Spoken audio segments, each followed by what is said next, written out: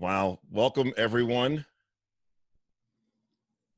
I'm going to try to keep my eye on the waiting room at the same time. Welcome to Start with the Crown. I'm going to do it again this week. My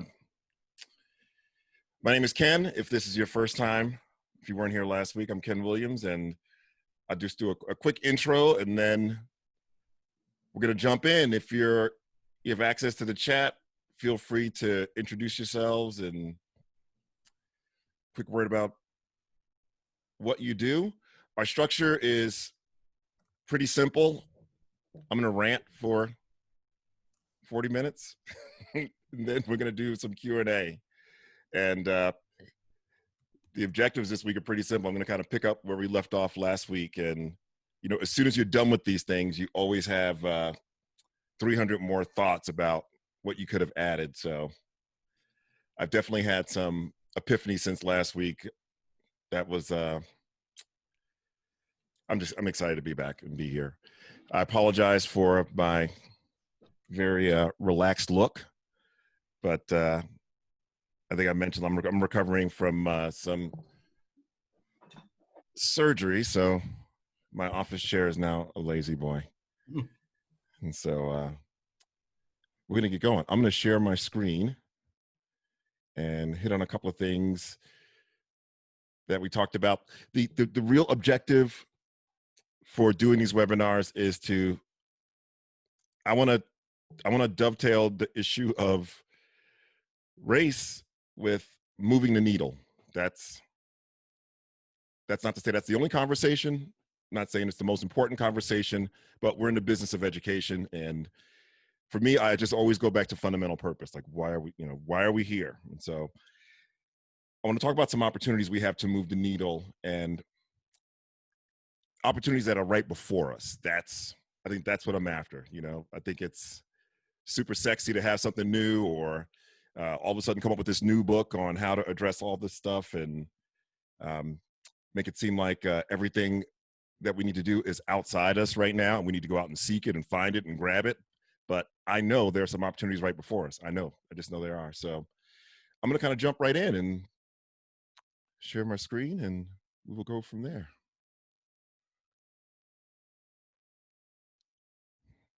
All right, so welcome to Start with the Crown. I'm Ken. I started a hashtag, Start with the Crown, and thank you for those who are, on social media and have had a chance to share screenshots or comments. I really appreciate that.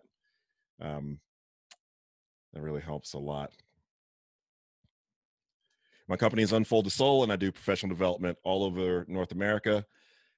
My areas of passion are school culture, leadership. I like the messy style. I like the messy stuff. And I'm an expert in the PLC process as well. So last week, very quickly, we talked about, the idea of being victimized, but not victimhood. And I told some stories and gave some examples of, just a couple of incidents that I've had, encounters with police officers. My dad was a police officer as well. And how I don't live life as a victim. I don't live life with the target on my back. I do live life with a level of awareness, but not with a target on my back. And, the challenges that come along with that, the fact that I think about Blackness every single day. Like I tell my kids, I want to wake up one day and not think about it at all. It's just, I want to know what that's like. And I have no idea what that's like. I have no idea what it feels like. I have no idea. And so we talked about that. We also talked about, that we need advocates. Our kids need advocates. They don't need saving. They don't need the pobrecito. They don't need poor babies. They don't need any more bless your heart. That doesn't help them. It doesn't help your kids at home. It doesn't help your nephews and nieces. They need advocates, folks who can advocate for what we know they need to navigate this world. They're not going to break. They're not going to crack. I love these articles about grit. I was like, these kids go home to grit every day. They know grit. Let's just advocate for them. And another analogy I came up with was don't stop the car, and I'm going to hit on that a little more today. Don't stop the car. Whatever the issues are, let's address that and the academics, right? Let's address that and the expectations. We stop the car, pull the car over, and start lamenting about, their issues and adversity, and we look up and we've lost a ton of time, and we're creating, unintended learned helplessness. And then finally, and I'm not going to end it this way today, but I want you to think about that. It really comes down to making a decision. You got to decide. And my personal definition of decide means to put all options to death. Like you can't stick your foot in this. There's no halfway doing a learning for all culture. Now, there are stages where you start out feeling mechanical and compliant, and you're not sure. You're putting the left foot in front of the right foot, and you're tentative. That's fine. But the decision to go that way, it can't be half-cocked. You can't stick your toe in it. You got to go all in, like to put all other options to death. Before we jump into this week, I should have put gratitude first, because I'm grateful to have the opportunity to lend some clarity. And so here's why I say I'm grateful. And it's just my personal opinion. I don't spend a lot of time on social media. I don't know. Cancel culture scares the hell out of me. I don't like it. I don't believe in it. And there are a lot of what I heard wasn't what the term is, virtue signaling. Like when a person says something and then someone is offended by it, and before even checking where that person's heart was, what their intentions were, there's no benefit of the doubt. You just go rip them apart publicly so you look better. That's virtue signaling. And I've seen it happen to people I know are well-intentioned. And I'm not going to bring up the particular issues. It just blows my mind how, like, there are no questions asked. There are no private messages given. We're just ripping folks apart. And so last week, you know how it is. You present, you talk to people, everything's clear in your head, right? Everything's clear in your head. And then you finish the webinar, and a couple of really good, trusted people reached out, and they weren't sure about things that hit their ears the wrong way. And I just appreciated how she came and said, listen, I know where your heart is, I know where your head, I got a question. Because we were on the same page until I heard that, or until I read this. And just the opportunity to explain and clarify felt really good. That we ended up on the same page in all those areas isn't even as important as the fact that she and a couple of other folks said, I just need some clarity around this. Not you are this, or you are that, or I know you meant this, I'm gonna blow you up in public, I'm gonna tweet this out. So I just appreciate that. That's kind of like why I like the webinar. It just feels like we're away from the big crowd, and this is a much more intimate group. I appreciate that. So I'm grateful for that. So I do want to clarify a couple of things. So I'm going to share my screen again, and then we'll jump in. I want to clarify a couple of things and then emphasize a couple of things as we move into today's session. So someone in our chat quoted Anthony Muhammad, who I'm telling you by extension quoted Rick DeFore, who would talk about get your love at home. And one of our teammates last week thought that I meant that about kids. Like, hey, it's all about the academics, get your love at home. It's all about no, and that wasn't it. What we were talking about in that moment was leadership, and how what I call the blessed burden. One of the blessed burdens of leadership is to have to make tough decisions that put kids first and adults second. Right? That you have to make those decisions that may upset some adults. And Rick used to tell us, get your love at home, or go buy a dog, because your job as a school leader, as a leader, period, teacher leader, school leader, isn't to be universally loved. And so I wanted to clarify that, because if she heard it that way, perhaps someone else did. But I'm not talking about the kids at all. And I added this quote that Dr. Bob Akers shared maybe a decade ago from James McGregor Burns, and I love it. So take a moment with that. So I know there's some people listening, so I'm going to read it, even though you should never read slides. No matter how strong the yearning for unanimity, leaders must settle for far less than universal affection. They must accept conflict. They must be willing and able to be unloved. That doesn't mean 100% disapproval rating. It just means we got to be able to make tough decisions. So I wanted to clarify that. And also, so here's an epiphany I had last week that I just want to address briefly. And that is a quote from Jim Collins that I learned, again, from Dr. Rick DeFore. And that is to shun the tyranny of or and embrace the genius of and. And I find this a lot on social media, that we even in our passionate discussion of topics, it's often done in silos. It's done where we throw the baby out with the bathwater, and now the thing is equity, or the thing is now race, or is it SEL, or is it, you know, a different type of reading program. We take those things in isolation, and if we're not careful, we start ranking them. So I got another question last week about start with the crown, which, you know, speaks to learning outcomes. And the person interpreted my talk as the crown comes first. Like, you'll read lots of stuff that talk about, uh, I see a lot of quotes like Bloom, Maslow before Bloom, or something, relationships and then rigor. You know, it's ranking. It's either this or that, and it's a dichotomy that gets us in trouble, right? So the tyranny of or has us choosing: is it outcomes or relationships? Well, no, it's not outcomes or relationships. It's outcomes and relationships.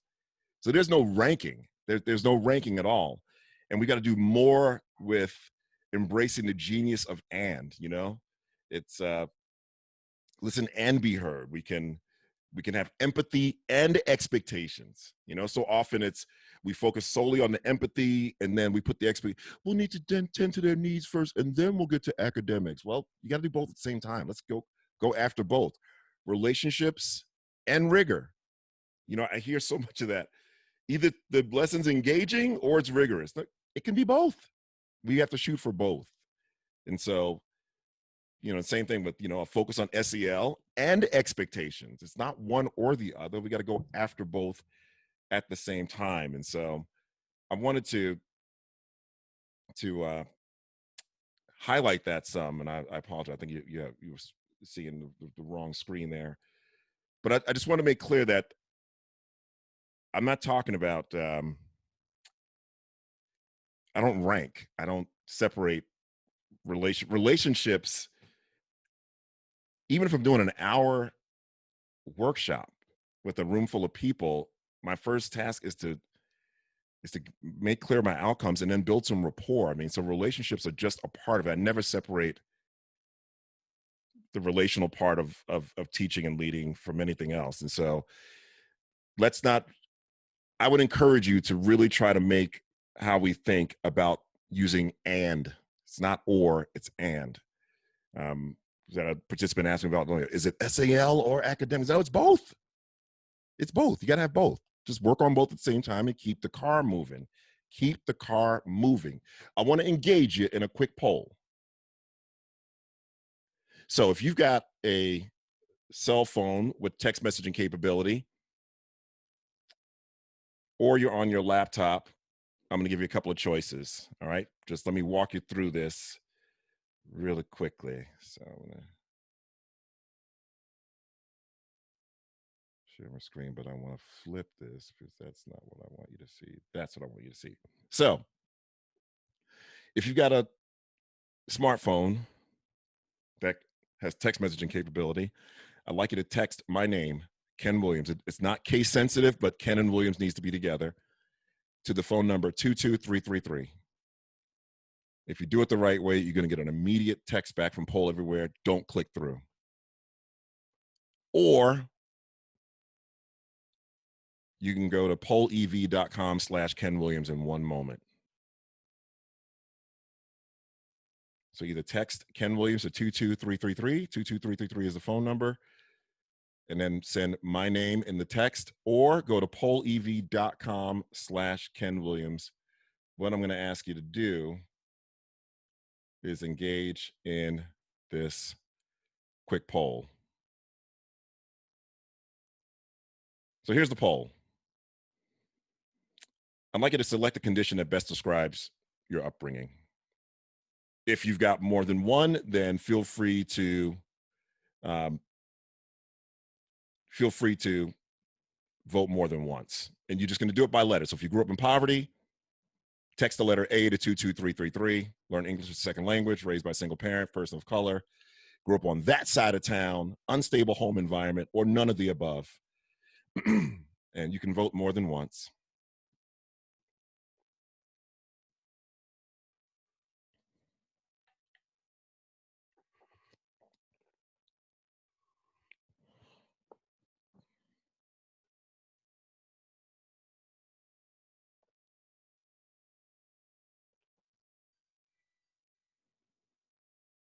All right, give another 20 seconds or so.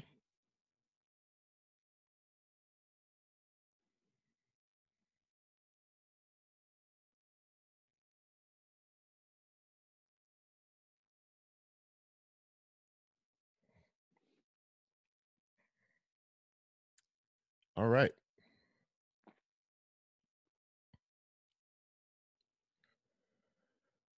All right. So, oh boy. And this is, I apologize. I meant to tell you this is an anonymous poll. Not like I'm going to try to figure out who said what. So I appreciate you just being honest and vulnerable. All right. I've got a situation. And so take a mental picture of this data. And so here's the deal. And I need you to, I'm going to ask you to use the chat box to help me make a decision. So I'm looking at the data. I apologize if I didn't have it able to send multiple responses. I'm looking at the data. I've got a couple of choices before we move forward. I mean, I definitely have some folks who've experienced some kind of adversity coming up, and I'm sure there are other categories I could use.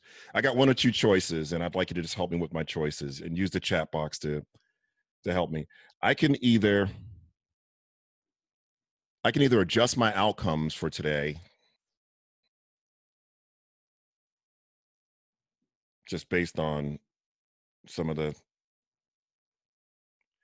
I'm thinking about adjusting my outcomes, like ratcheting them down a bit, maybe. I could either ratchet down my outcomes or build a scaffold between that data and my outcomes. So either ratchet down or scaffold. So if you would just cast your scaffold. Okay. Nope, build a scaffold. Thank you. All right, yeah. Yeah, start with the crown, build a scaffold. Shun and embrace. Yeah, start with the crown. Yeah. So you get this. Look at me roping you in with these categories. Yes. Now, listen, I'm not saying this is a complete uh, analogy and parallel to what we deal with in schools, but the bottom line is that we got a bunch of differences here. And I can do one of two things. I can ratchet down my expectations, or I can build scaffolds. And this becomes context. And so that's what I mean by starting with the crown. All right. I'm going to start with the crown and I'm going to build relationships. We're going to connect some through this kind of data, through your experiences.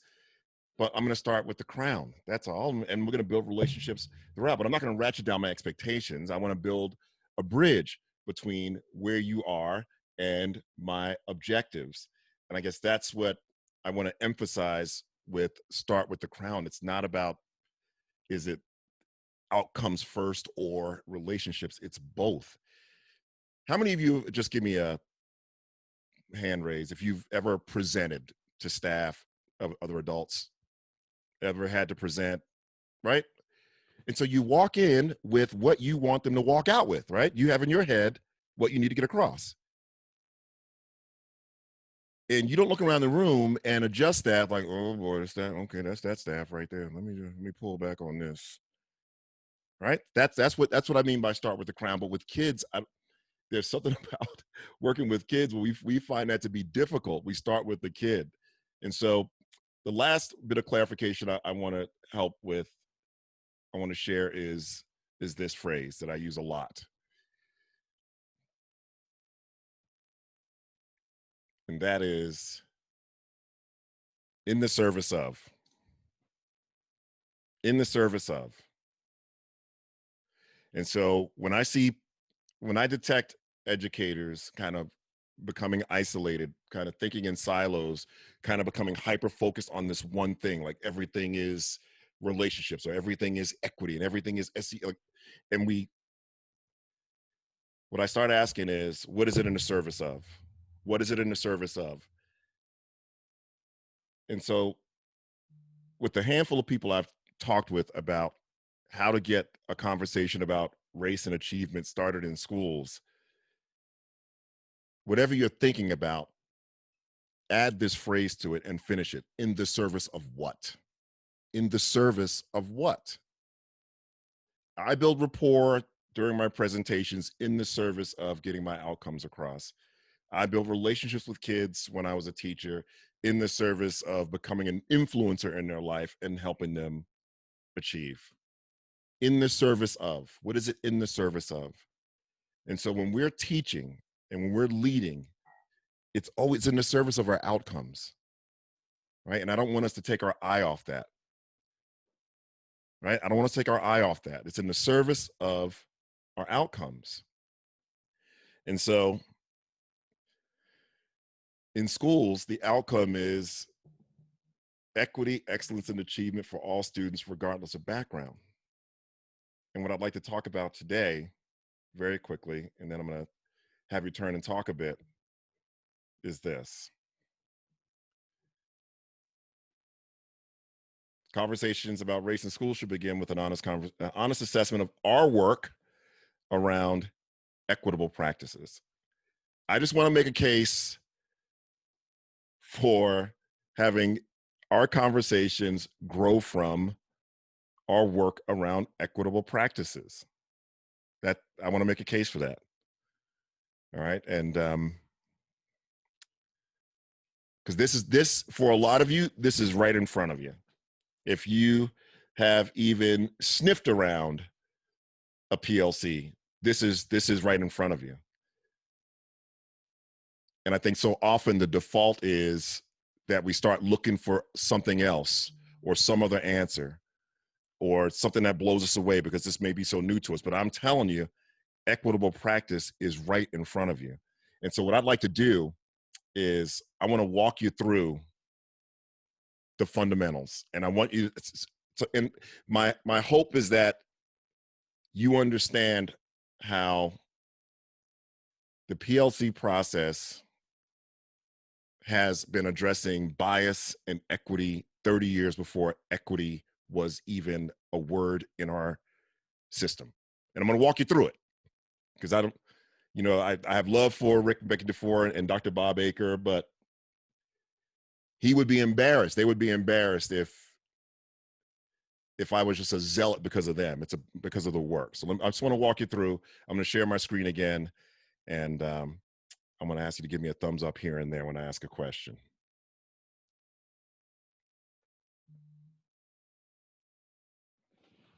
All right. So stay with me. I want to start with the fundamentals. So I engaged you in a poll today, but my first thought was to tell you about my old car and the fact that I'm always working on it. And it takes unleaded gas. It's a really old car. It takes unleaded gas, right? And so it's a constant project. It takes unleaded gas. Now, if you watched me for like 6 Saturdays straight, walk into AutoZone spending tons of money, while you also watch me pump diesel fuel into this car, right? I'm pumping diesel fuel, and every Saturday something's wrong, and I'm back at AutoZone spending hundreds of dollars. At some point, I'm guessing you're going to tell me, Ken, you're putting diesel fuel in a car that takes unleaded, and you're looking for all sorts of new solutions inside AutoZone, but the solution has to start with you got to make sure that the car is running on unleaded gasoline, not diesel fuel, because diesel fuel is compromising everything. It's compromising everything. And so if I'm pumping diesel fuel once a week, and then Saturday mornings I'm in AutoZone spending hundreds of dollars thinking that it's some other problem, you're going to tell me that perhaps you should try unleaded. Go back to the fundamentals. Go back to the fundamentals. And so that's what I want to do with you right now, is to just talk about some of those fundamentals around the right work. Now, I'm not saying you got to be at level 10 of this work. I'm saying you got to be fully committed to this type of work.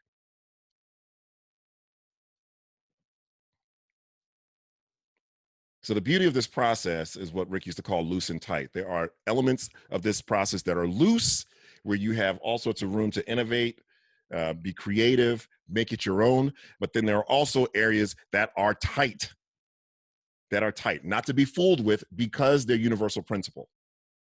Which means they're going to work in any environment, any population, urban, suburban, rural, extra rural, doesn't matter. And so I'm going to go over the tight parts to demonstrate to you how this is equitable practice, all right? The tight parts. So I think I'm going to share my screen in a different way so I feel I don't see you. I want to see you as I'm talking to you. So the images aren't going to be as cute, but I actually I need to put eyes on people while I do this.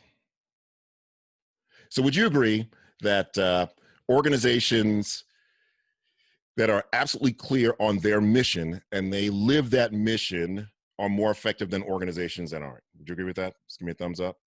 Yeah? Okay, so we're good. So we want to make sure that we are clear on the mission we're on, not mission statement, but what mission are we on, right? So that's a tight. I was talking with a group yesterday and they were asking about, how does a new teacher know what we stand for and stuff like that? I was like, look, if a person you're interviewing doesn't walk out of an interview understanding what you are on fire about, I don't mean in terms of charisma and enthusiasm. If they don't walk out knowing what the priority is, what the mission your school is on, then you've done that teacher a disservice. Moving forward, they got to know, like, those folks are about this. Like, this is the priority here. Does that make sense? And I'm not talking about platitudes like, we about kids. I'm not talking about that. I'm talking about the mission you're on. All right? So now I'm going to walk you through, and I can't see you when I do this.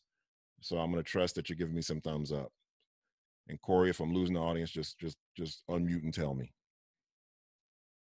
So let's talk about some fundamentals in equitable practice. These are the 4 critical questions of the PLC process. What do we want students to learn? How do we know when they've learned it? How do we respond when the learning hasn't occurred? How do we respond when it has already occurred?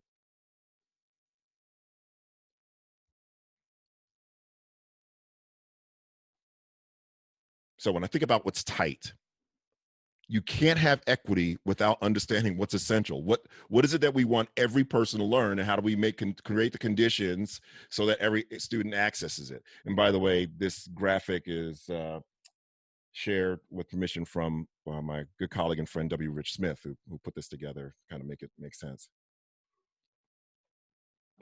So in schools, you want a team of 4th grade math teachers to get absolutely clear on what every student must know and be able to do.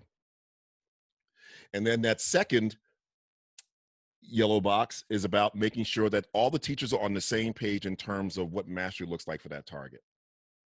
So if we say standard 1.2.3 is essential, then I'm going to pass out an index card to each teacher and say, write down what it looks like when a kid has mastered that standard. They're going to compare their responses. They're going to calibrate. And they're going to move forward with one way of thinking. This is what mastery looks like. We're 3 teachers with 3 different styles, and that's the art of teaching. But the science is, we agree on what mastery looks like. All right? And so next, they developed a common formative assessment, because they begin with the end in mind. I've never had a teacher who develops their own common formative assessments tell me that they feel like they're teaching to the test. It's only when we do it to them. And that's why we got to get teachers back to engaging in this work, because we've snatched it from them for so long. They've become numb and scared in a lot of ways, because we've just been giving it to them, just giving it out of a shiny box from a company. Teachers in teams determine the learning, and then everything around is a resource. So they developed the CFA, all right? Get really clear on it. They're going to set the dates for when they're going to give the CFA, when they're going to analyze the data, what's going to happen with the data. Then they start to teach, because they've got the end in mind. They know where they want kids to be by the end of whatever it is, 2 weeks, 3 weeks, and they start to teach and appropriately adjust for differentiation. And then they agree on when they're going to give the common formative assessment. A quick check-in to see which instructional practices are resonating with kids and which ones aren't, how we're going to provide for kids who aren't getting it, how we're going to provide for kids who are getting it quickly. Then they analyze the data together, and they're looking for opportunities to improve their teaching practice and to both intervene with kids who are behind and extend and enrich kids who have mastered the content early. Then based on those results, for the kids who are struggling and need more time, because we know, doesn't matter what essentials you select, you're going to have kids who need more time to master the content. How are we going to address that? Reteach, individualize, small group, deploy, and then reassess that learning. And for the kids who got it, who also, that's the other side of the intervention coin, they're going to extend and enrich, produce a product based on the standard, and then they're going to do that cycle all over again with the next set of essentials. That's the work. That's the work. And so my point of walking you through that is this. That process is designed for learning for all. That's going to catch everybody. You're going to get closer to learning for all than you've ever been if you do that process with fidelity. The rub of the work is, and this is just my opinion, having done this work for a decade, you can get away with treating that's a meal, by the way. That's a meal. That's not a menu. That's a meal. That's not there's nothing you pick, right, the Happy Meal off of. That's a menu. Like, you got to do that whole cycle. But you can get away with doing elements of it, or messing around with it, or making your intervention time about content and not about addressing kids' needs right away, or not give teachers time to meet. And a lot of your kids, in many cases, a lot of your kids will learn in spite of you tinkering with that. They're going to learn in spite of. The kids who suffer most when we tinker with that model right there are your most school dependent, your most vulnerable kids, who in many cases end up being who? Your kids of color, your poor white kids, your poor black kids, your poor brown kids. They're the ones who suffer. They're the ones who suffer when we take liberties with that model. With what I just told you, that's tight. And so when we take intervention time and when we take common assessment data, but don't then the next day have an action plan for deployment, and it just becomes data we look at, they suffer. They suffer more than anybody else. None of the kids are going to thrive the way they need to, but a lot of them will survive adjustments to that model. When you adjust that model inappropriately, you turned it into learning for some. Yes, I'll put the graphic back up, sorry. When you adjust it, you make it learning for some. The only way it's going to be learning for all is like this. This is, sorry, let me see if I can make it a little small for you. This is the cycle, and this is the work of teams. This is the work of teams. So when we don't have time set aside for kids to get, have extra time and support and to extend and enrich, our most needy kids suffer most. When we don't have urgency with essentials, when there's no urgency with essentials, when we, and it's so common, and I'm not trying to make anyone feel bad, I'm just telling you what I see in schools. It's so common. We're like, Ken, we did that. We did essentials. We did power standards. We did SLOs. We did it. We did it. We got the list. I think it's right over here, right? I think that's it. Here's the list we did. When we don't then treat them like they're essential, our most vulnerable kids suffer. They're the ones who suffer most. And so learning for all is that cycle. That's the cycle. And because when you're doing that, I'm telling you, it's going to expose some things. And so I'm going to take you through a couple more slides here. All right, so I'm going to share my screen again. Well, you know what? No. I'd like you to discuss where your school is, where your team is in terms of that cycle. Like, what resonated with you from that example? Where are you with this? How close are we to operating that way. So if you would put some of your feedback in the chat, I'd love to hear from a couple of you regarding, I see Kathy, teams have lost sight of essentials, mostly pushing on testing and some intervention. Yeah, it is tough because you've got to, you got a gun to your head talking about, standardized testing all the time. And I get that and I appreciate that. I understand it. Obsessing with a PLC meeting comes to data meeting and not what's best for helping kids. Yeah, it's tough. But I want to hear from a couple of you. So just tell me what resonated with you, what came up in your room, just a couple of comments. And I'm going to talk for a little bit more and then I'm going to open it up.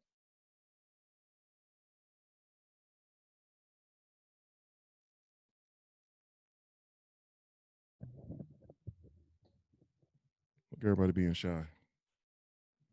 Well, I'm not shy, Ken. Go ahead, brother. Let me hear it. So, we talked about the idea of benchmarks, and a lot of places will put benchmarks in place. They'll have Form A, Form B, Form C, and they think that is enough data to tell how to adjust their instruction. But Form A to Form B is usually 9 or 10 weeks.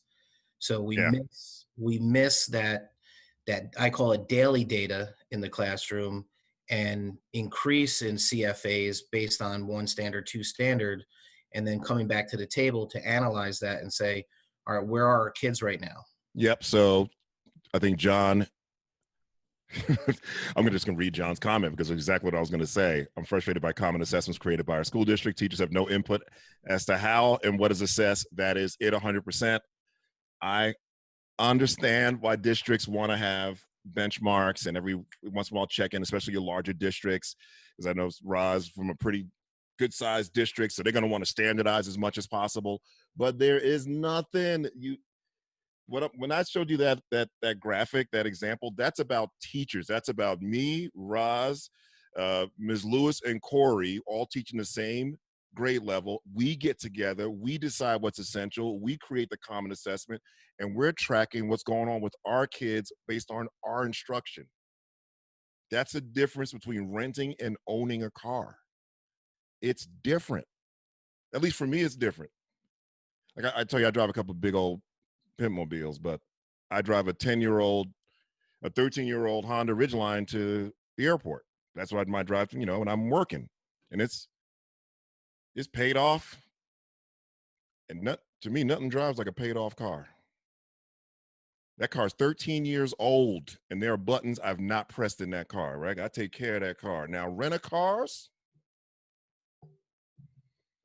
I'm not abusive, but I try stuff in rent-a-cars because I don't own them. You know what I mean? Like like the ones with the brake that comes up like that, the stick brake like that. Like a part of me just wonders, like, when you pull up, is there one more click in there? I just want to know, is there one more click in there?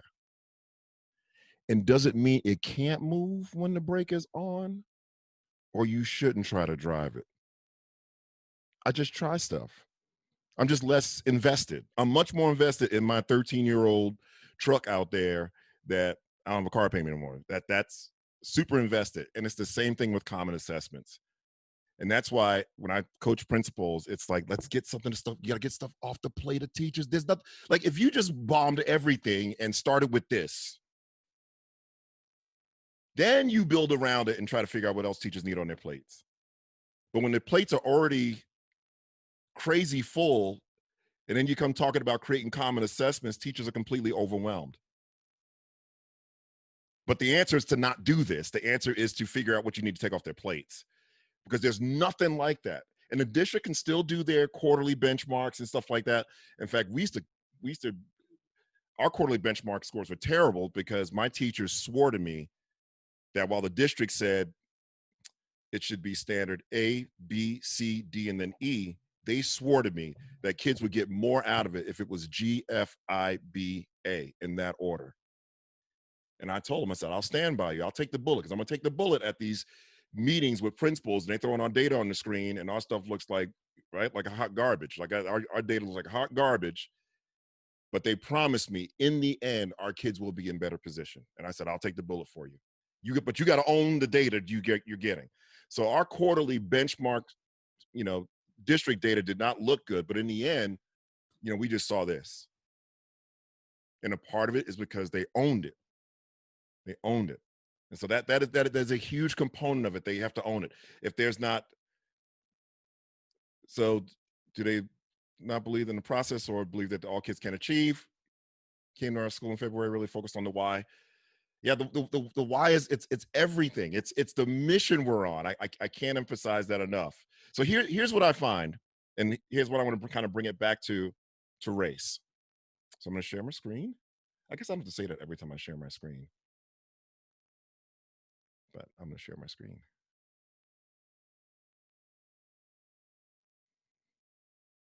And so, and I promise, I apologize. I'm going to stop talking in 2 minutes. All right, so we got this cycle, like I mentioned. This is the cycle. The only work that matters with your collaborative teams is that they repeat this cycle as much as they need to ensure learning for all kids. That's the work. And then part of what I do is I coach them along a spectrum, because the key to getting great results is, how can I say this? Focusing on that cycle. You focus on this cycle and you focus on getting great at this cycle. And if you do that, your scores and results will take care of themselves. And so with that in mind, I'm much more hyper focused when I work with teams on where they are in terms of the stage. My colleague, Debbie Rich Smith, calls this progress monitoring for teams. So at the non-lab application stage, the learning stage. And if they're at the learning stage, how long is it going to take them to get to the literal stage, and what resources do they need to get there? Once at the literal stage, can they get to the refinement stage where they see the impact of this work? And if we're at the refinement stage, how do we get from there to internalize, where it just becomes part of what we do? We don't need to call it anything anymore. It's just what we do. And then how do we get to the innovation stage, where you start seeing this have this impact in other content areas? So I'm focused more on getting teams to get great at this cycle, right? Getting better each week at this cycle. And the scores take care of themselves, because when you tinker with what's tight, these are the reasons I found. It's either communication issues. Sometimes I get a principal who wants it to be an expectation, but never states it as an expectation. Fundamental misunderstanding of the process. Fundamental misunderstanding of the process. You're doing it in piecemeal. You don't fully understand and embrace the mission-driven aspects of a professional learning community. Another issue I see is that we're not results-oriented. Like, the results are, if I say, are you a PLC school? They'll say, yeah, because we meet every week, we do agendas, we've got norms. It's like, what was that? That's like asking, there's a flashlight, and you ask these folks, like, how do you know the flashlight's effective? Oh, because it's got an orange button, and this is a steel case, and the thing twists like this. And after a while, you're gonna be like, well, does the damn thing light? Does it shine on anything? I mean, isn't that the fundamental purpose? And so we think the results, I work with schools that think the results are the logistics. No, the results are improved student achievement and improved teacher learning. Initiative fatigue is another one. We got too many initiatives going on at one time. Culture driven by adult comfort. And that's where leaders haven't done enough work to unearth a toxic culture, and we let adult comfort get in the way of what's best for kids. Leadership issues, and there's a plug for me. Let's sign up for, let's do some coaching. Let's do some coaching. Mission-driven why not in place. You got a mission statement in place, you got a mantra in place, but it's not a mission-driven why. Like, wide-eyed, we know what we're about, mission-driven why. These are a lot of the reasons why folks will tinker with this model. And or unconscious bias and conscious bias. That's what this process will bring out. That's what it'll bring out. But you don't want to be pumping diesel fuel into a car that takes unleaded gas, because you'll never reflect on your own practice. There's a dangerous tendency in our work, in our field, there's almost a dangerous assumption we have that when something's going wrong, the first assumption is we're doing all we can.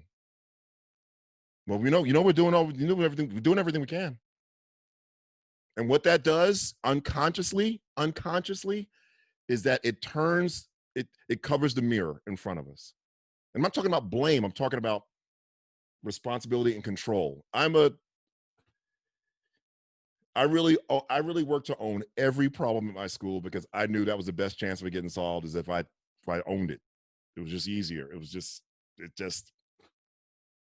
But if the first thought is we're doing all we can or we're doing the best we can, Todd Whitaker talks about, we're doing the best we know, maybe we're doing the best we know how. But unconscious bias and conscious bias will be exposed. If you do this process the right way and you find yourself not getting results, you're doing it with fidelity, and you find that your kids of color, your kids identified with special needs are not moving forward, you have to start asking yourself why. One of the hardest things to convince my staff of is that our kids were worth it.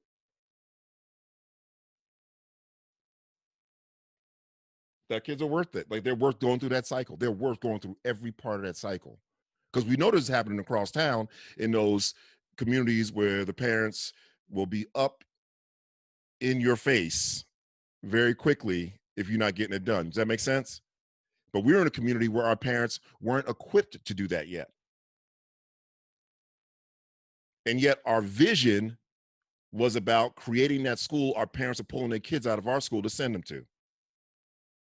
But we didn't have that parent population, right? Because the two problems with parents, right? They're not involved enough or they're way too involved. And we had the not involved enough. But we wanted to operate our school like an academy. Are they worth it?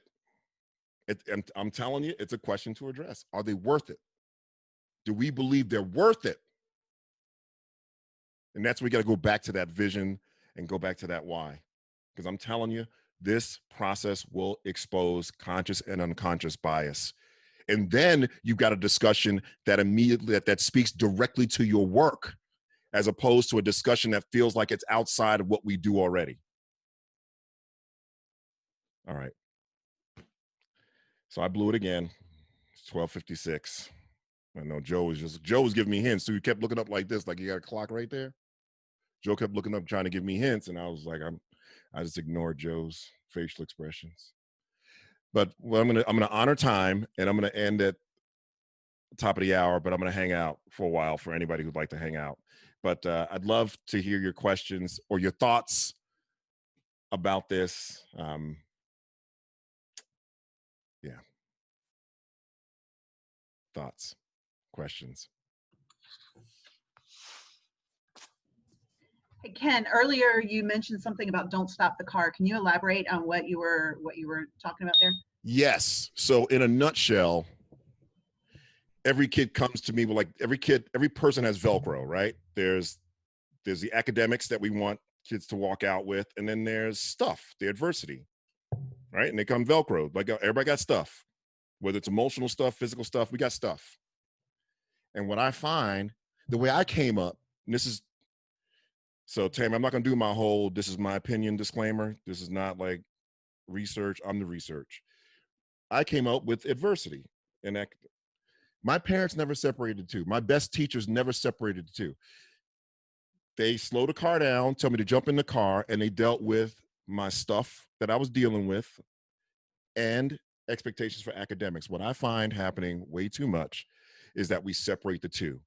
We separate the adversity from the academics, and then we stare at the adversity the whole time, and we start, oh, pobrecito, poor baby, poor this, poor that. And we start speaking victimhood into kids. And then what happens with the academic side? We start dropping the expectations. See, I used the example last week when I had to take my lunch in a Wonder Bread bag while every one of my schoolmates had a nice lunchbox, Super Friends and Incredible Hulk and stuff like that, and my bag was full of egg salad sandwich, which even when it's made well, it's going to light up the whole, because we ate lunch in the classroom. It would light up that whole classroom. It's like, who farted? Who farted? No, nobody farted. It's my egg sandwich. I'm sorry. Through all that stuff, through all wearing my cousin's hand-me-down clothes and never having the style everybody else had, my parents never stopped and said, and this is why you're not going to be able to learn as much. And here's why expectations will be lowered for you. And so don't stop the car. Don't stop and do parades about what our kids don't have. Let's deal with what they don't have and the academics at the same time. at the same time. How do I find out, Coach? Email the brother at Ken. Oh, just unfoldthesoul.com. How do I find out about coaching from you? Unfoldedsoul.com/contact. Thank you for the question, Greg. Hey, Ken. Yeah, let me hear it. So what do you do in a situation? So we have a lot of the elements in place. We're analyzing data and a lot of those pieces are there, but we hit to a goal and we don't quite make it. There's still kids who haven't earned yet. Then the staff stop there. What do you do to ignite that passion where, no, I have to go after every kid? Okay, give that to me one more time. So you've analyzed data, you've looked, you set your goals, but we didn't make it. And maybe we got 70% proficiency. What do you do when you don't, to get teachers to have that, or everyone, I guess, to have that passion to push for the other 30%? Yeah, so it's like, so one, you got to make sure like what your baseline is. And so I apologize. I know it's the top of the hour, and if anyone needs to exit, thank you for attending. If you'd like to get in touch with me, it's unfoldedsoul.com/contact. Let's set up a time to talk. And if you got a few minutes to hang out, I'm going to hang out for a little while because I screwed up the Q&A time again. So Jordan, so here are a couple of things I think about. And listen, everything I'm telling you, I've screwed up 1,000 times in trying to get it right. So when I think about myself in your situation, one of the questions I would ask myself is this. One of the things I caught myself not doing is we didn't start with a baseline. So was it a jump from 60 to 70, 45 to 70? You're right. Or did we just look up and the first data we got was 70? So we didn't have a baseline. And so 70, we didn't know whether to be encouraged, afraid, celebrate. When we added the baseline, like we're at 62, then 70 was a reason to celebrate, right? And that was like intrinsic fuel to keep going, because what we made clear, and I did do this part well, is that our work is not done until 100% of our kids are learning at high levels. So there's always work. There's no stopping. And this is after the question I asked, what percentage of failure would we find acceptable at our school? And then my staff actually gave me some answers, like they gave me numbers. So this is a process of going from that. And listen, my staff was they were just whip dogs at that point. We were the dumping ground of the district, all that stuff. But we got to a point where we're going after 100%, but we're going to celebrate in between, right? And so Jordan, so make sure you have a baseline. Make sure you have a means for celebration. Like in our book, we talk about a line celebration, and that's where you want to celebrate things that you want to see continue. It's nice to celebrate birthdays and who caught the biggest fish and who got engaged last week, but the more effective celebration is what behaviors do I want to see repeated? Sorry, Kathy. Starting a movement, building culture from the inside out. And so you want to have the baseline. 70 is going to be a reason to celebrate or reason to reflect. If you started at 78, you hit 70, we need to pull back and figure out some things. And the message has to constantly be, we're going after 100. But you got to have breaks in there where you stop, you celebrate, you get pumped up, you talk about that jump from 63 to 70, and then we keep moving. So so I would think more about making that a cycle, right? I love that you're engaged in the work, but if the communication is such that we're not stopping until 100, but we're going to stop and celebrate in between, right? It's just a different mindset, if that makes sense. Yeah, thank you. And I mean celebrate, brother. I mean celebrate. Like make it a big deal, and you got to over communicate. I'm not sure what your role is in the district, but you cannot over communicate this stuff. You cannot over communicate it. If your folks can't do at the end of the year, if you're like a school leader or a teacher leader, if at the end of the year staff party, if they can't do an impression of you, if there aren't several people dying to come up and do you, then you're not communicating enough. Like you want them to, we don't have bad kids. We have kids. Yes, we know, Ken. We got kids. We know. You know what I'm saying? So think of it that way. Celebrate, have a baseline so you can celebrate the gains. And then the constant message is awesome, and we got to go after the next 30. Awesome, and we got to go after the next 30. Ken, can I just add to that? Please. So Jordan, it's a great question. I think not just the data do we celebrate, but you probably have action steps that are within your SMART goals. So when you see staff members are utilizing the action steps, they're having success with action steps, which has nothing to do at the moment with the assessment, right? The end assessment that you're looking for. Recognize the heck out of your teachers for utilizing those steps. I mean, my role right now is I work at the New Jersey Department of Ed with some of the lowest performing schools, and they write plans with SMART goals. So we're working, and the coaching I'm doing with principals is how do you celebrate when you see the work, right? So the plan, you know, and I put a little graphic in the chat thing about, I'm starting to use the term integrity of implementation, which is, you know, the fidelity of implementation is fidelity to the what, right? We write a plan, and then it becomes like, you know, you remember that chicken commercial, that chicken oven, that set it, forget it guy? Does everybody remember that? Yeah. Right. So we write these plans and we set it and we forget it because, okay, we wrote the plan and I do have PLC time and we get to meet 2 times a week. But what's the integrity of implementation, which is the integrity to the who inside the plan? So when you see that your staff is meeting that portion of it, like Ken says, balloons should come out of the ceiling, a parade band down the hall, you know, little cards in their mailbox. I used to mail things home to staff members, and they would get a little note card that said, you know how your children would get note from school postcards home? I would do that for staff and say, really love the way that you organize your class to meet the needs of all, whatever it may be. So yeah, I appreciate that. Great. Absolutely.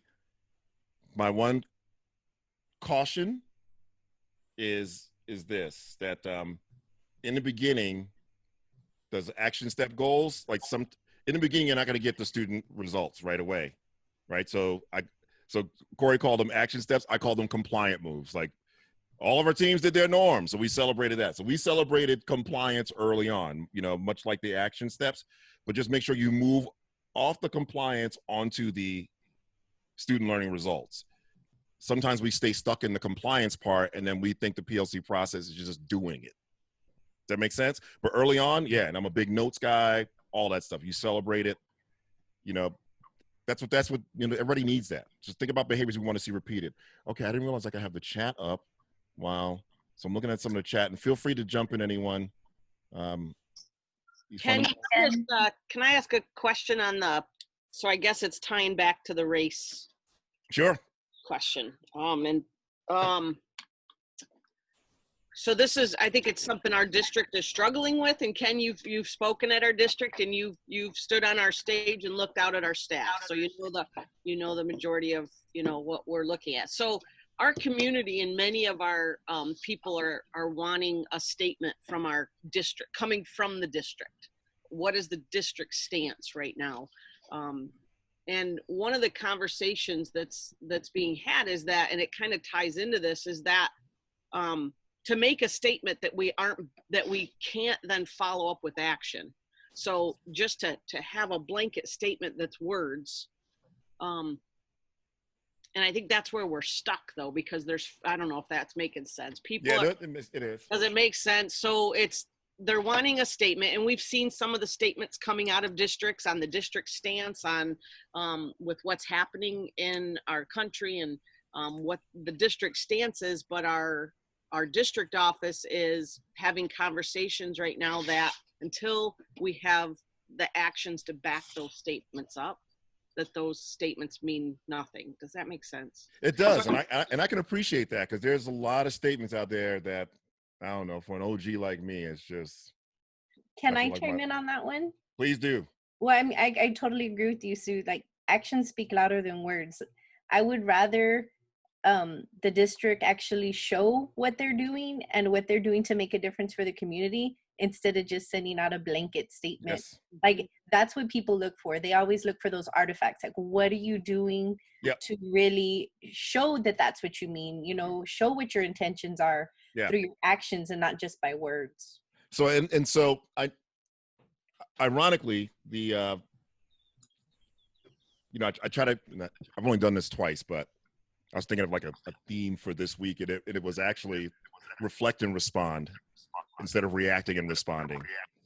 And so I completely appreciate what you said there, Melissa, and what the challenge is, Sue. I can tell you, if I were back in the principalship, what I'd be looking at, right?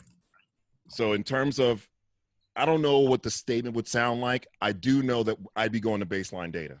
I want to know how many kids are enrolled in AP courses and what percentage of those kids are kids of color. I want to know, looking at our quote unquote gifted programs, even though, you know, I have my own issues with it in general, it's still data. And damn, if you're going to have more kids identified than I'm going to be shaking stuff up all over the place. I'm going to look at that data. Like, I'm going to look at the percentage of our kids who are being extended and enriched. I'm looking at all those things. I'm looking at Lexile. I'm looking at those places. And then whatever statement we make, you know, whether it's a statement to make a statement or one that's filled with goals, it's going to be based on that. Like, those are going to be the artifacts. Because I'm not a platitudes guy. Let's put ourselves out there, and then 10 minutes later, wonder why we put ourselves out there, because now we got to do it. And platitudes don't. I had a 47-year veteran. She was blinged out too. I wish I could find a picture of this woman. She's from Missouri. She was blinged out. And she was like the queen of the district. Like, people just come by and just genuflect. And she pulled me aside and she said, Ken, the more ambiguous we are, the less accountable we have to be. The more ambiguous, that's why I'm not, you know, the more ambiguous we are, the less accountable we have to be. And so, so Sue and I think of the fact that the district doesn't just want to put out a platitude, and you combine that with Melissa's comments about tangible artifacts. That's what I would do personally. It would be like, here's where we are and here's where we're going. Here's where we are, right? We got 17% of our kids identified as quote unquote gifted and talented. We're going to move that up to 45% by the end of the year. That's the kind of stuff I would look at. We got kids reading below grade level. How many kids we have reading 2 years below grade level? How are we going to get them from reading from 2nd grade to 3rd grade by December, and then 3rd to 4th grade by June? Like those are the kinds of things I would look at. Because if we move the needle in those areas, a lot of the stuff's going to take care of itself. And if we're not moving the needle in those areas, it's going to raise the question. It's going to raise the question. It's going to raise the question. And that's why I'm a huge advocate of starting with the crown. You got to start with the crown. You start with something happens with human beings when we put our backs to the wall and decide no one is walking out of here without this. And then we have to have the courage to ask, why didn't Melissa have it yet? What is it we need to get so Matt can get it? You know, what else do we need so that Tiffany can get it? Like, that's what we need to ask. But I'm telling you, this process is designed learning for all. And sometimes I see it altered, and I know, I've been told, well, with our population, we needed to. Well, with our population, we felt like we needed to. Well, with our population, and I'm saying that's just a song. Our population, our demographic. I can't tell you how many times I'll go and present, and then on a break, someone will come up and say, Ken, this sounds real good. I mean, everything you're saying is just on point. How many kids you have at your school? And I'll say 733. Oh, we had 735. It's not going to work at our school. Like, I get that. I get that. Well, with our population, what's your population? What's it got to do with anything? That's just context. You know, that's just context. It's, all right, give me another. I'm trying to read the chat, and I'm listening to if anybody's got a question or comment or need some clarification. And I'll stay on for 15 more minutes. CFA, but the follow through is the problem. Yeah, so Verita Mason mentioned we create CFAs, but the follow through is the problem. We're not acting the next day. Teachers don't give the TFA, you know, and that's because, you know, primarily because we're taking this process in isolation. Like, we're going to work on CFAs, we're going to work on RTI, we're going to work on, and if you don't see it as an organic mechanism, then you get this. See, if your CFA data doesn't sound alarm bells to take the next step to address kids who need more help and kids who need to be extended and enriched, that means there's a lack of understanding of the process. There's a fundamental lack of understanding. And Hey, Ken, yes. can I jump in real quick? Let it rip. As the teacher leader, I've also given some presentations on PLC with my colleagues, and we found that the biggest turnaround for teachers when our PLC started to just run and we were doing good for kids across the board, no matter what kind of what their demographics were, their challenges were, whatever. We started to have an agenda. And before we met on Thursdays every single week. Before we met, we would fill in like the majority of our PLC questions. They were part of our agenda. And we would fill in whatever CFA or common summative data we had that week. We would have that filled in so we could hit that. And then the majority of our meeting was spent talking about how do we enrich, how do we intervene. That was where the huge buy-in came from for teachers, and it solved a whole lot of problems because that was where the authentic conversation came from. Not, oh, we hit 70%, yay.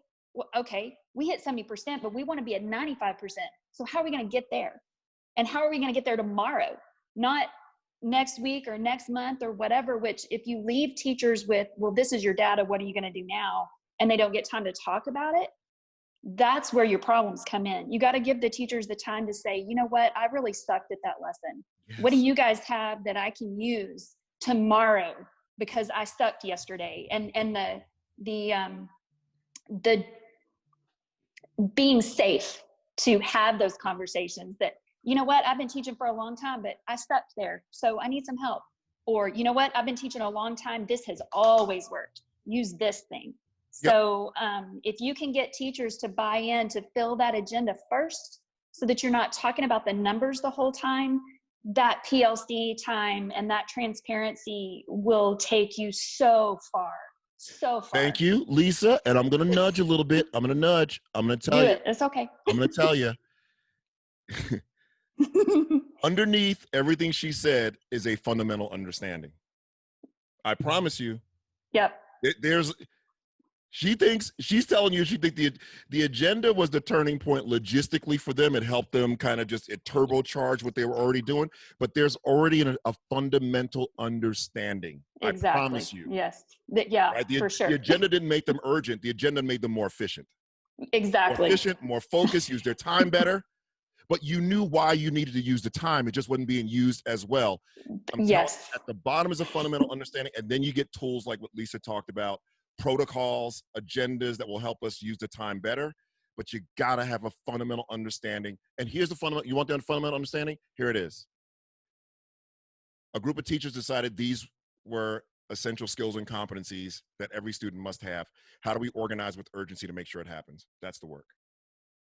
That's what I'm good at. I'm good at boiling it down. That's the work. That's the work, right? That's the work. Oh, for sure. Yeah.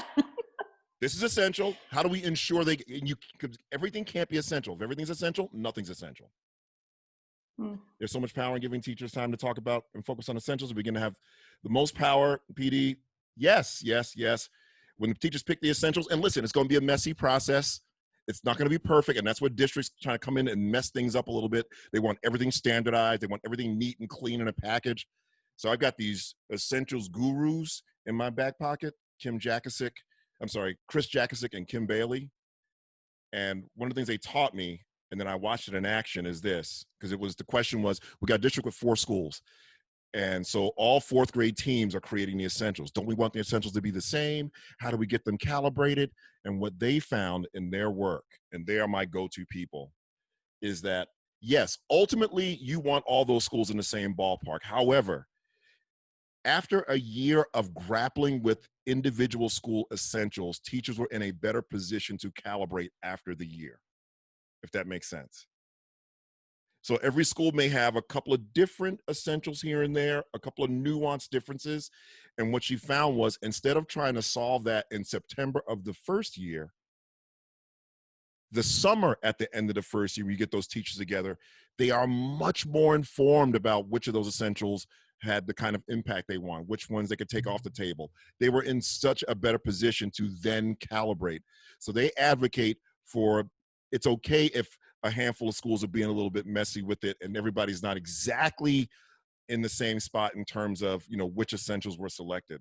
They're okay with that in that first year. And then we come together and calibrate, and they will have had a year of working with those essentials, and they're going to just be better informed. So it is it's a little bit of a messier process. It is. And then teachers have been shell shocked for the last 20 years. So you're going to get that too. We have shell shocked teachers by just handing them everything. But it's, you know, we in the package, hand to the point where you're like, okay, now we want you to design the learning the way it used to be. And they're like, well, just tell us what to do. Right? And they're good soldiers and they try hard and stuff like that, but you're just not going to be invested unless you're getting your hands dirty creating it. It's just the truth. I mean, you get your standards from Hoop Mifflin versus toiling with your teammates for 3 hours over 2 days. Which ones are you going to be more invested in? It's just, you know, I use that example all the time when I work with schools is you got 2 tables of teachers, both equally qualified. You put your kids in any of their classrooms, one of them gets handed the essentials, the other group gets in and toils and comes out with, you know, Hershey Kiss smears on the face, and Kathy Hink walks in with her hair looking the way it does now, but she walks out with a mohawk from all the stress, right? And Melissa Voigt, she's got the Hershey Kiss wrappers in her teeth from the stress, is scratching her tongue when she's talking, right? And Matt Miller goes in with hair. He comes out bald just from all that stress, but they come out with 7 skills and competencies. They say every kid's got a master by the end of the first quarter. That's what they come out. They come out looking crazy. And their kids go home and say, because they come out with this look like, kids, we going out to 15? We're going to 15 targets, but these 7? You're going to get these 7. You're going to get these 7. And they tell the parents the same thing, and the kids go home and say, our teacher scared us today. Mr. Miller had a bald head and his eyes was bugging out, telling us we had to learn this stuff. And versus a team that's handed the standards, right? You just handed them in interoffice mail. And I always ask, which team do you believe is going to be more invested in ensuring all kids learn? Chocolate fingerprints, right? Or the one that comes in a pretty sheet protector. And even when I do that in person, the folks who are in the sheet protector group, they point and say, them over there, they're going to be more committed than we are. They know. There's something about getting our hands dirty. Teachers design the learning. Everything around them is a resource. Teachers design the learning together. Then everything around them is a resource. And so when you decide something's essential and you consistently see that your kids of color or your kids with identify with IEPs or whatever group is consistently not achieving, then that's the best, those are the most fertile conditions to have questions and conversations about bias and issues in race. Because it could be unconscious, subconscious, pobrecito syndrome, misplaced sympathy. But I want that to come out of doing the right work. I want that to come out of doing the right work. Like teachers hate it, and the principals hate it too when it's like one extra thing or things added. I don't want to add. Let's take what you're already doing and see if we can refine it, because that cycle, that's the work. That's the work. Other questions, comments, thoughts?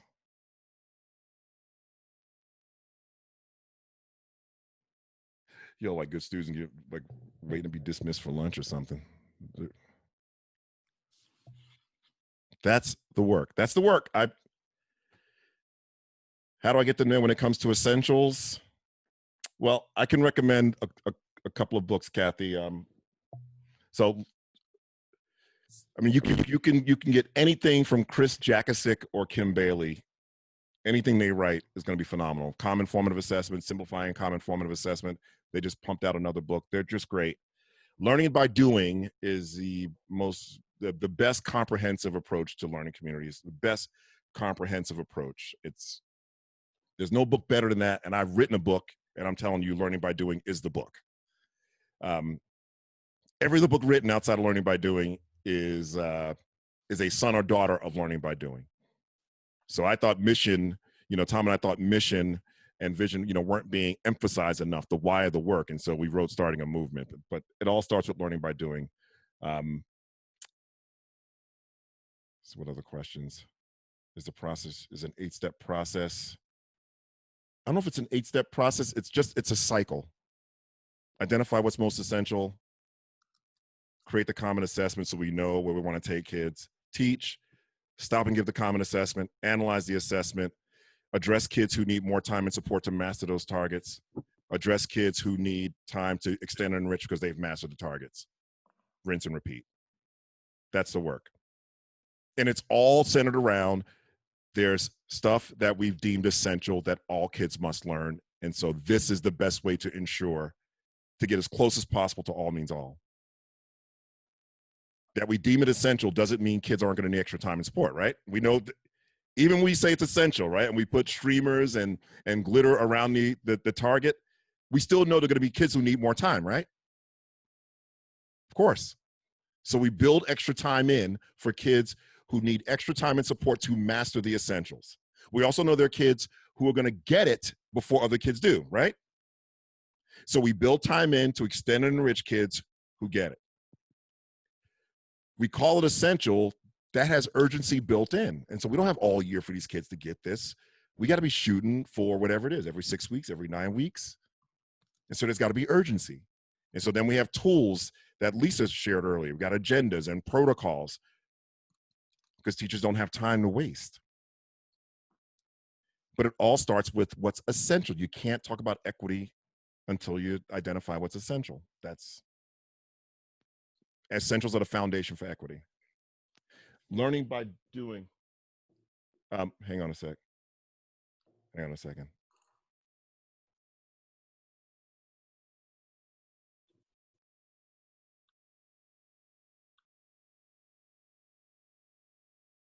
All right, so I'm going to show you learning by doing, and then we're going to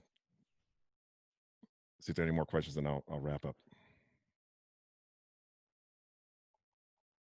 I have mine. Oh, there you go. Sorry, learning by doing.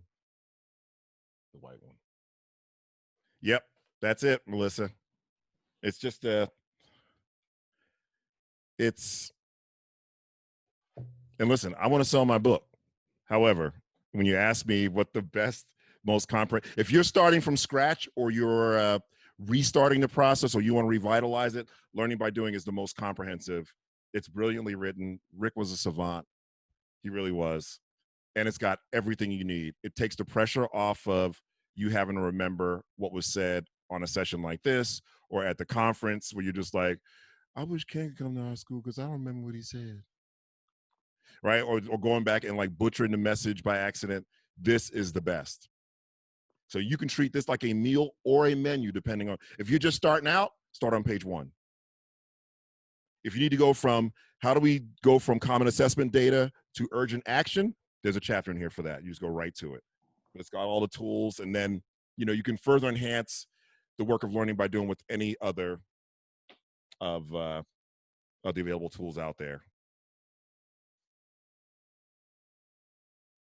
When is episode 3? See, Matt, you know what? I don't know if you watched a video this week where I had to kind of put Matt on Front Street because folks just be real bold with your time. You know what I mean? Like he's an encourager, but I'm the one sweating here. You see, but I wish I could post, like he texts me all this when's that email going out? When's the second session happening? Maybe we need to have a Matt session 1. That's my man. Okay, so I know my wiring. I have to do these things like week by week. Next week is like the July 4th week where so many people will be on staycation, going to their homes. And so I'm not gonna do anything next week, and we'll let you know if we continue this discussion after that. No, it's not when you continue, it's when episode 3 comes. Okay, so the week after next week. So next week, nothing, and then thank you, Matt.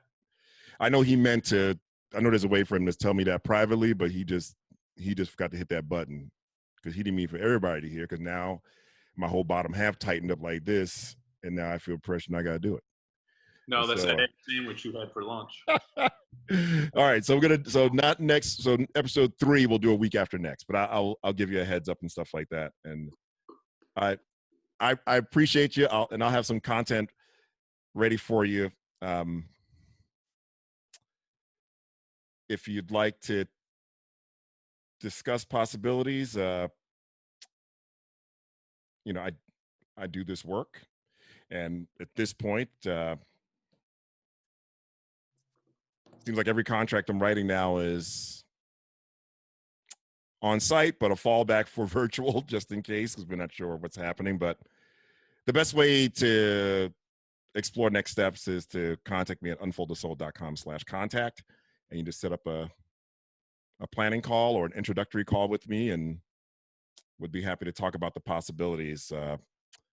I do, of course, on-site PD with schools and teams, and I love leadership coaching. I love coaching. And at this point, I do both on-site and virtual environment. So I appreciate you. Sometimes I feel like I was all over the place today.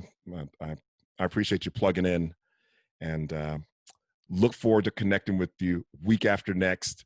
Check your email. Every Tuesday, I'm going to drop something on you, but nothing spammy, just something.